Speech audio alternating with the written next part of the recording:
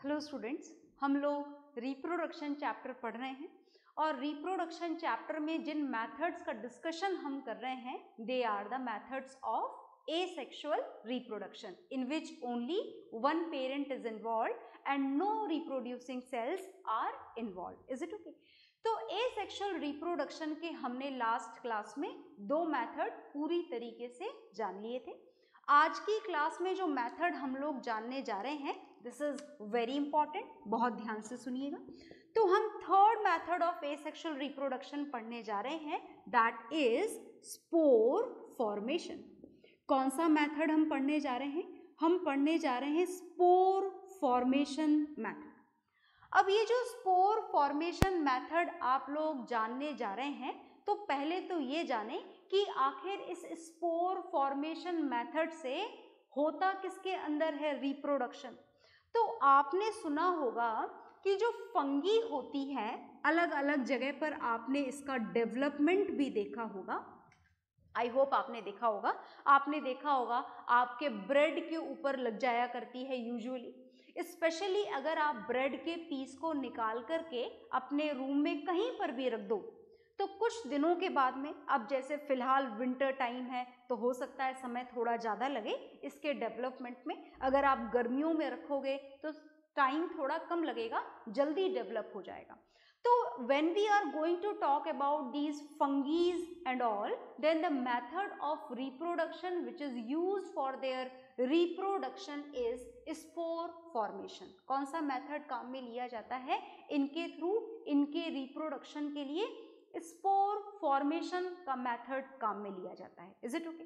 तो देखिएगा, बहुत ध्यान से सुनिएगा। अगर आपने ब्रेड के ऊपर लगी हुई फंगस को ध्यान से देखा हो तो वो कैसी दिखती है? It is just like a plant. ये पूरी तरीके से प्लांट की तरह दिखाई देती है। किस तरीके से प्लांट की तरह दिखाई देती है? देखिएगा, इसका पूरा का पूरा एक बेस तैयार होता है। इस बेस के ऊपर इसके पूरे स्टेम डेवलप होते हैं और ये जो स्टेम है, देखिएगा बहुत ध्यान से सुनिएगा, ये बिल्कुल एक छोटे से प्लांट की तरह, वाइट प्लांट की तरह, नॉन ग्रीन प्लांट की तरह हमें दिखाई देती। Is it okay? और यहाँ पर इसके बिल्कुल रूट लाइक स्ट्रक्चर्स भी प्रेजेंट होते हैं। These are the root like structures, so you can compare it exactly with a non green plant. Non green plant ही होता है ये। Is it okay? तो ये जो आपको इसका हॉरिजॉन्टल और ये जो रूट लाइक स्ट्रक्चर दिखाई दे रहा है यहाँ पर, इन दोनों ही स्ट्रक्चर को क्या बोला जाता है?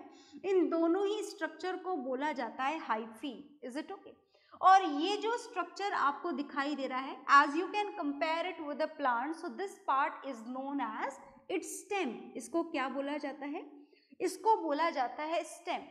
और इसके ऊपर प्रेजेंट होता है ये bulb like structure. This is bulb like structure, a bulb like structure, and this bulb like structure is known as sporangium. इस बल्ब लाइक स्ट्रक्चर का क्या नाम होता है? इस बल्ब लाइक स्ट्रक्चर का नाम होता है स्पोरेंजियम। Is it okay? और इसके अंदर प्रेजेंट होते हैं, ये स्पोरेंजियम एक्चुअली होती क्या है? This is only a protective wall which protects the inner part in the unfavorable conditions। जब तक अनफेवरेबल कंडीशंस हैं, इसके अंदर जो प्रेजेंट है, अब इसके अंदर क्या प्रेजेंट है वो मैं आपको बताती हूँ अभी। Is it okay?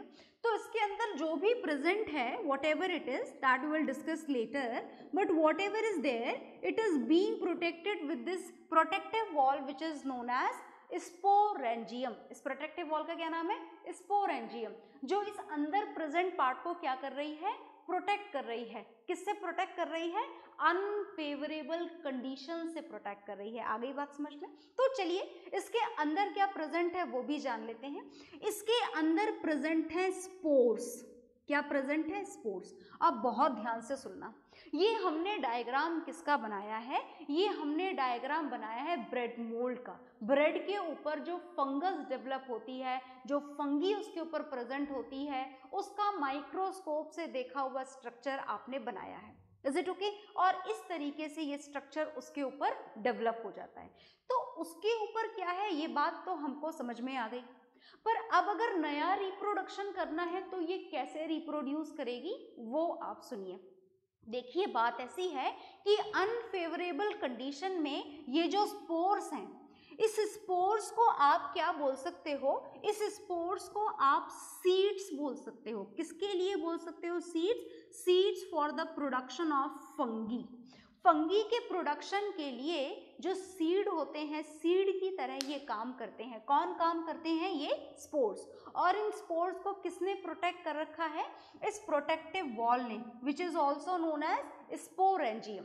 तो जैसे ही फेवरेबल कंडीशंस मिलती हैं, जहां जहां भी ये प्रेजेंट है, वहां वहां ये स्पोरेंजियम की ये जो वॉल है, ये क्या हो जाती है? रप्चर हो जाती है।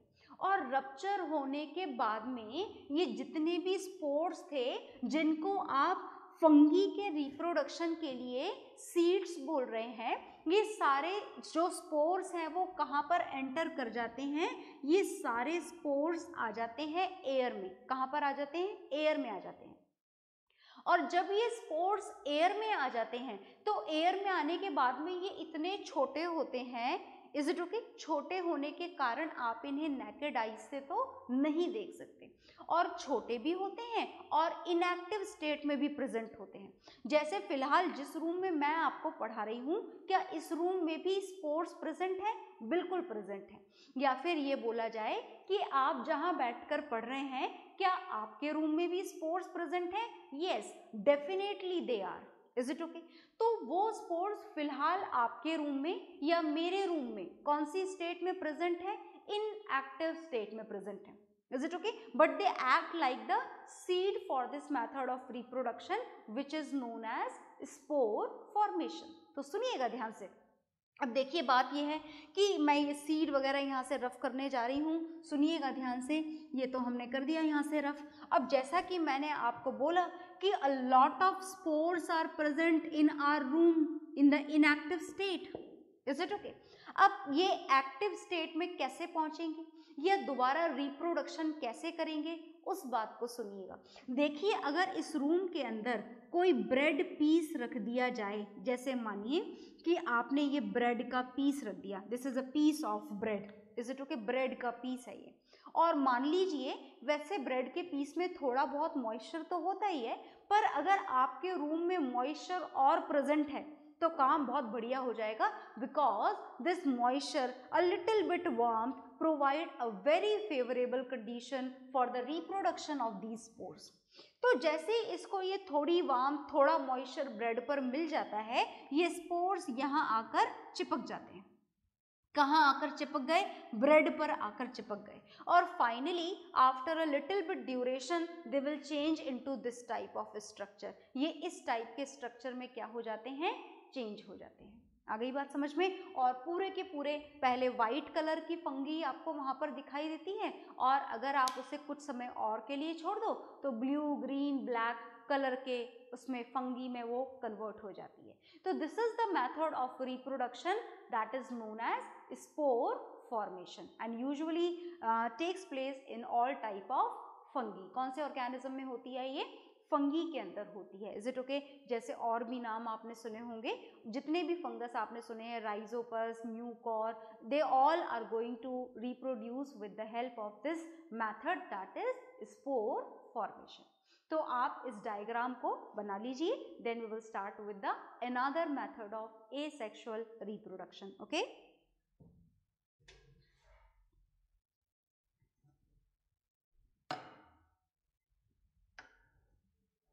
तो आपने ये method of reproduction, spore formation जान लिया है अच्छी तरीके से।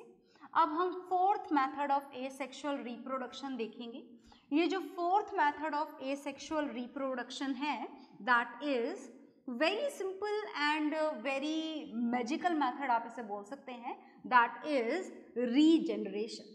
हम कौन सा मेथड पढ़ने जा रहे हैं? नेक्स्ट मेथड ऑफ रिप्रोडक्शन हम पढ़ने जा रहे हैं रीजनरेशन मेथड। बड़े ध्यान से सुनना, ये जो स्पोर फॉर्मेशन है इसके ऊपर भी ढेर सारे क्वेश्चंस आते हैं हमारे एग्जाम्स में, और रीजनरेशन के ऊपर बेस्ड भी बड़े सारे क्वेश्चंस आते हैं। So listen to me very carefully. Regeneration पढ़ने जा रहे हैं। रीजनरेशन का मतलब क्या होता है? रीजनरेशन की डेफिनेशन लिखती हूँ सबसे, इसकी डेफिनेशन होती है, क्योंकि सारे मेथड की डेफिनेशन नहीं होती, इसकी होती है। Regeneration method can be defined as the growth of a new offspring, new offspring भी बोल सकते हैं आप, न्यू बॉडी भी बोल सकते हैं आप, growth of a new offspring from any cut part of an individual organism, from any cut part of the parent organism भी आप इसको बोल सकते हैं।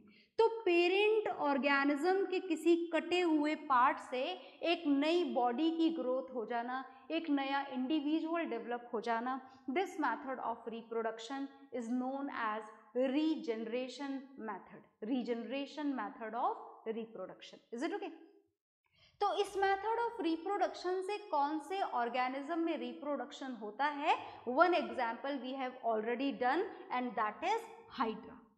तो आपने तो अभी थोड़ी सी देर पहले तो नहीं, लास्ट क्लास में पढ़ा था the method of reproduction in hydra is budding.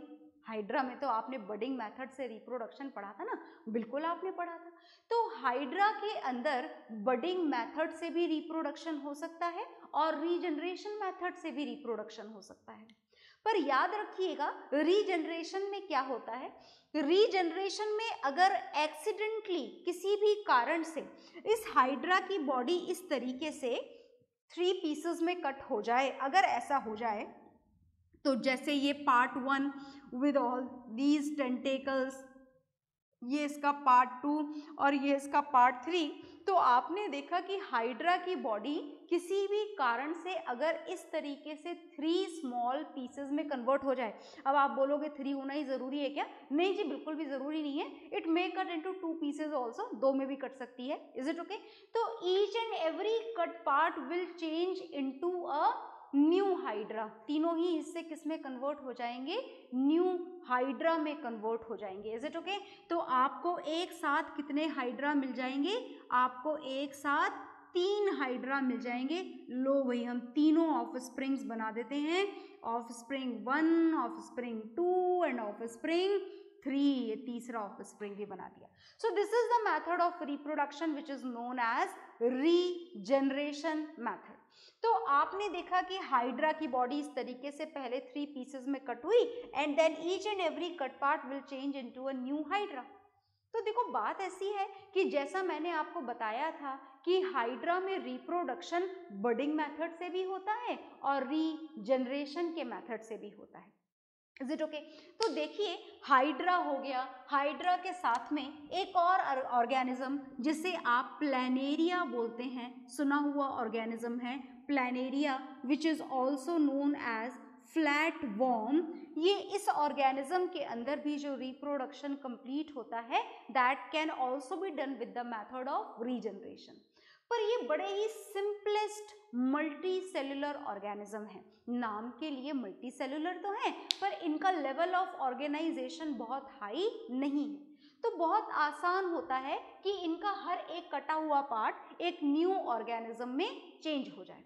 आ गई बात समझ में? But then also they does not wait for this method of reproduction. ये रिप्रोडक्शन करने के लिए, अपने जैसे न्यू ऑफस्प्रिंग प्रोड्यूस करने के लिए इस रीजनरेशन मेथड के ऊपर डिपेंडेंट नहीं होते हैं। दे does not depend on this method of reproduction. ये इस मेथड ऑफ रिप्रोडक्शन पे बिल्कुल भी डिपेंडेंट नहीं होते हैं। Is it okay? They have some other method of reproduction also, as you have already learned in the case of Hydra that it also reproduces through the method of budding. Is it okay? चलो आपने budding तो जान लिया, Hydra तो जान लिया, आप ये डायग्राम ड्रॉ कर लीजिए। Then one more thing is there which we have to know about this regeneration method. तो आप पहले नोट डाउन कर लीजिए। तो आपने ये नोट डाउन कर लिया होगा।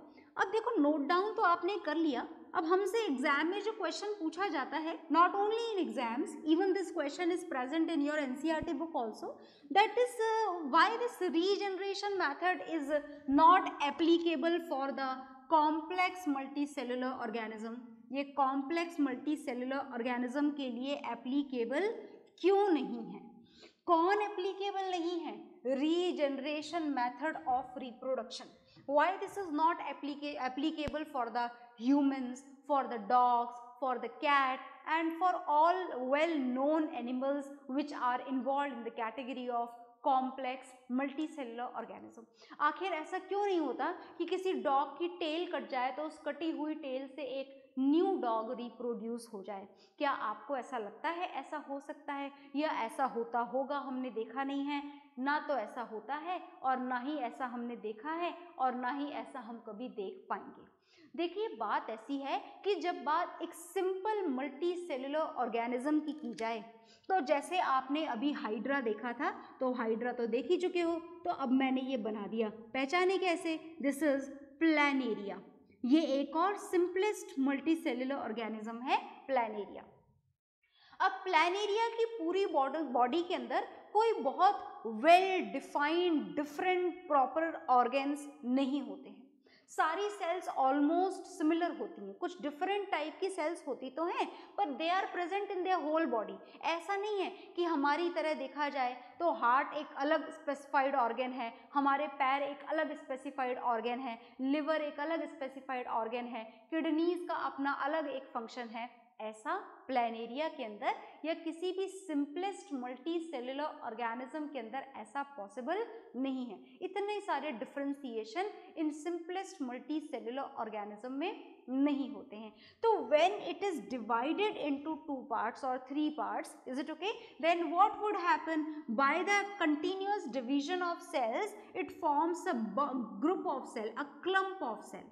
और ये सेल अपने अपने टिश्यू बना लेती हैं, अपनी अपनी जगह पर पहुंच जाती हैं और एक न्यू प्लैनेरिया क्या कर देती हैं? डेवलप कर देती हैं.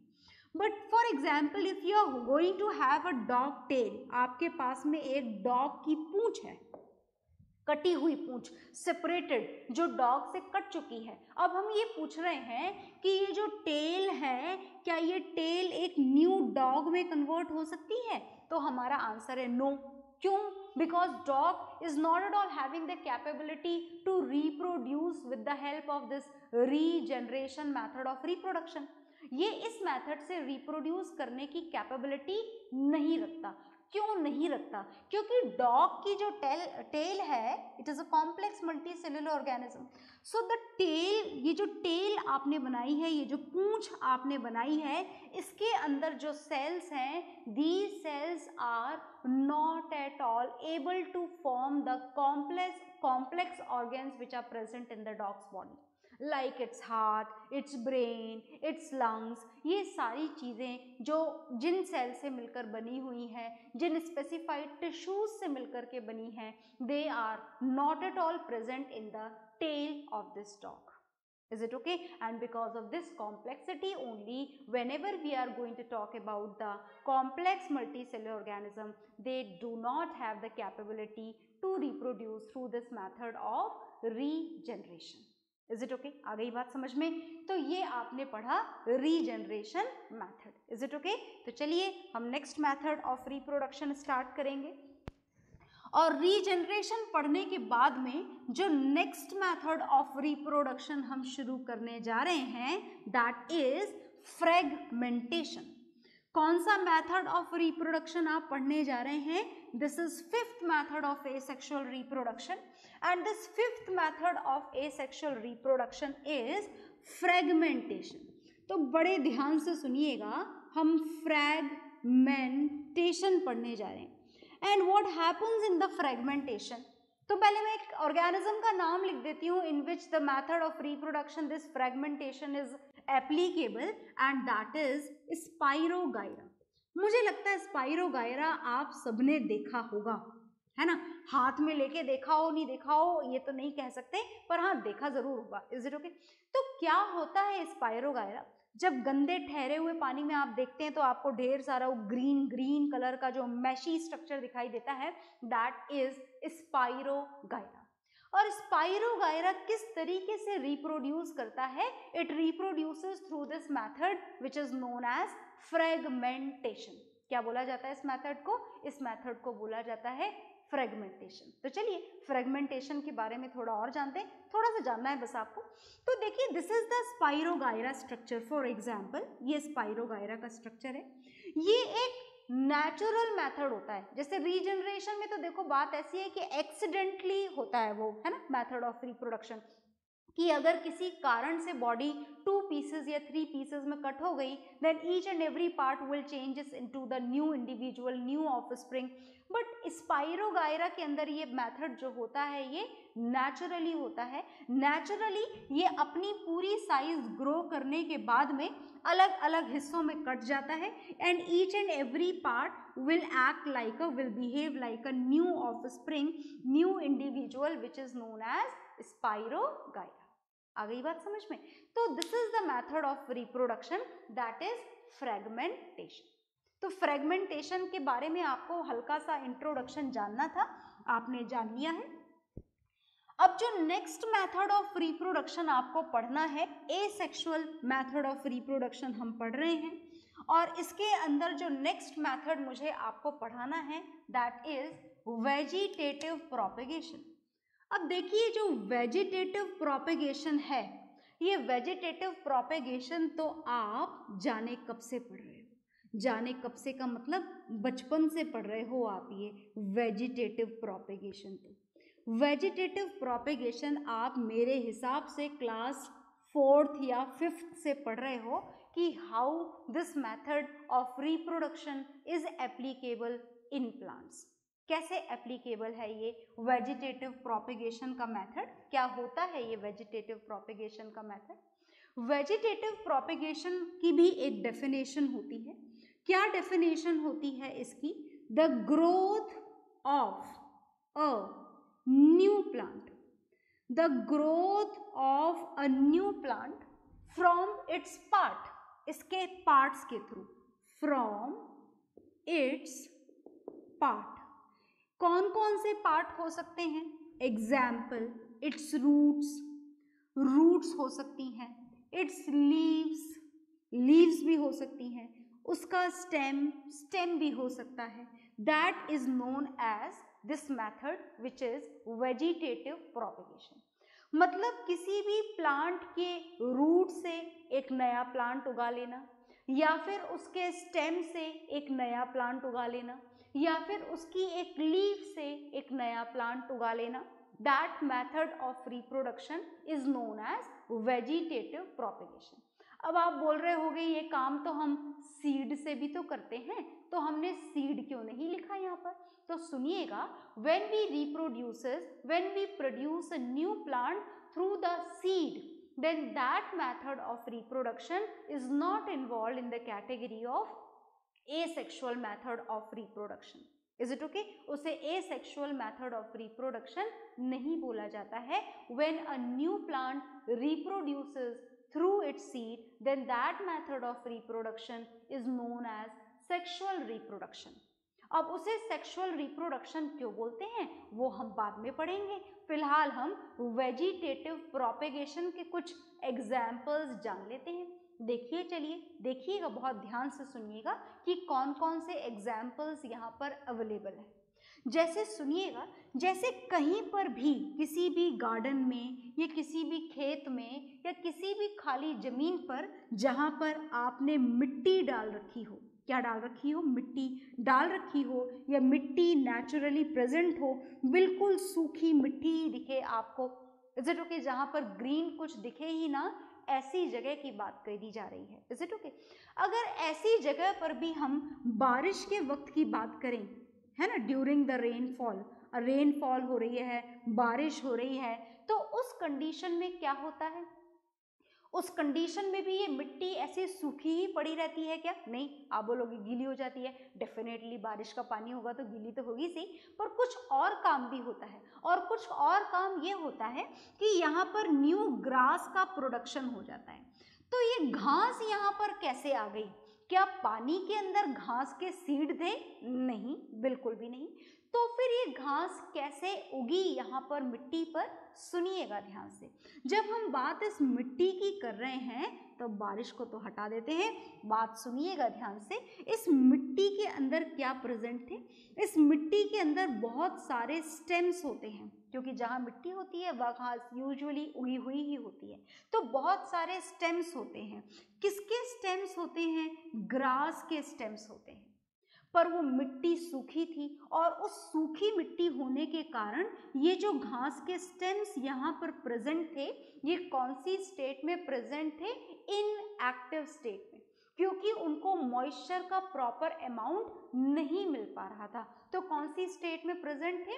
इनएक्टिव स्टेट में प्रेजेंट थे, क्योंकि इनके उगने के लिए कंडीशंस फेवरेबल नहीं थी। जैसे ही बारिश का पानी मिला, ये जो स्टेम्स जो डेड कंडीशन में प्रेजेंट थे, इनएक्टिव कंडीशन में प्रेजेंट थे मिट्टी के अंदर, ग्रास के स्टेम्स, वो अचानक से कौन सी स्टेट में आ जाते हैं? एक्टिव स्टेट में आ जाते हैं। और एक्टिव स्टेट में आकर के इसमें से इस तरीके से ये ग्रास का प्रोडक्शन होना शुरू हो जाता है। So this is the part of reproduction that is known as vegetative propagation, in which grass reproduces through its stem. Is it okay? आ गई बात समझ में? इसी तरीके से बात अगर पोटैटो की जाए तो मुझे लगता है आप सबने देखा होगा, ये पोटैटो के ऊपर ऐसे है ना बड्स बने हुए होते हैं बड्स, देखा है आपने? तो अगर आप इन बड्स के साथ में पोटैटो को ही डाल दो तो भी चलेगा। और अगर आप बोल रहे हो कि नहीं भाई ये मिट्टी है ना, पानी नहीं है, इज इट ओके, ये मिट्टी है, मिट्टी के अंदर आप पानी डालो, फर्टिलाइजर डालो, जो डालना है डालो। ये जो बड्स हैं, जैसा कि मैंने बोला कि पूरा आलू आपको दिख रहा है, यहाँ पर पूरा पोटैटो दिख रहा है, जरूरी नहीं है आप पूरा पोटैटो डालें, आप इसके बड वाले हिस्से को काट कर, उतना हिस्सा काट कर वो भी सॉइल के अंदर डाल सकते हैं। And that each and every bud will produces a new plant of potato. एक न्यू प्लांट प्रोड्यूस कर देगा। ये वाला बड एक नया प्लांट प्रोड्यूस कर देगा। Is it okay? ये वाला बड एक नया प्लांट प्रोड्यूस कर देगा। So you can say each and every bud will change into a new plant. So here we can see this vegetative propagation in this potato. तो ये आपने देखा पोटैटो का एग्जाम्पल, ये आपने देखा स्टेम का एग्जाम्पल। एक एग्जाम्पल और देखिएगा, आपने नाम सुना होगा, this is a Bryophyllum leaf, सुना है आपने नाम? इसकी लीफ थोड़ी ऐसी होती है गोल गोल, ये स्ट्रक्चर हमने बनाया है ब्रायोफाइलम लीफ का।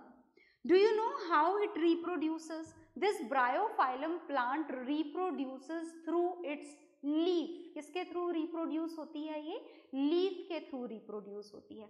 इसकी लीफ में छोटी छोटी सी ये प्लांटलेट्स उगाया करती हैं। Is it okay?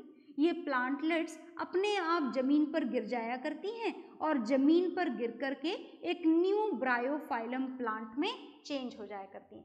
Everything is going to be developed here, यहीं पर इसकी छोटी छोटी रूट्स भी डेवलप हो जाती हैं। And through this you can see that this Bryophyllum plant reproduces through it's leaf. किसके थ्रू रिप्रोडक्शन होता है इस ब्रायोफाइलम के अंदर? इसकी लीफ के थ्रू रिप्रोडक्शन होता है। Is it okay? तो here you can see some of the examples are there, some of the plants are there which reproduces through its stems, through its roots, through its leaves. Is it okay? And these methods are known as vegetative propagation methods of reproduction. Is it okay? तो तीनों examples को note down कर लीजिए।